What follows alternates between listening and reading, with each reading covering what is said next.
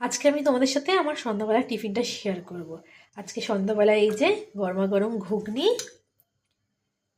আজকে ঘুগনি খাওয়া হবে, ঘুগনি। তোমাদের সাথে সেটাই শেয়ার করব, ঘুগনি সাজানো। প্রথমে কিছুটা ঘুগনি নিয়ে নিলাম, তারপর উপর থেকে দিয়ে দিলাম একটু পেঁয়াজ কুচি, তারপরে দিয়ে দিই কিছু কাঁচা লঙ্কা।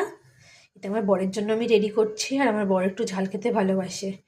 তারপরে এই যে উপর দিয়ে দিলাম ধনিয়া পাতা। তারপর ঘুগনি, আলুর কাবলি, যেটা ছাড়া জমেই না সেটা হচ্ছে তেঁতুলের টক। যে যাই বলুক, লেবু আর তেঁতুলের টকের মধ্যে অনেক পার্থক্য। তেঁতুলের টক ছাড়া ঠিক জমবেই না। অল্প করে একটু তেঁতুলের টক দিয়ে দিই।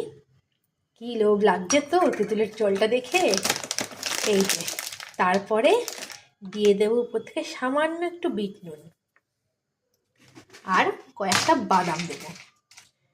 ঘুগনির সাথে বাদাম, চানাচুর এগুলো খেতে খুব ভালো লাগে। এই যে কটা বাদাম দিয়ে দিলাম।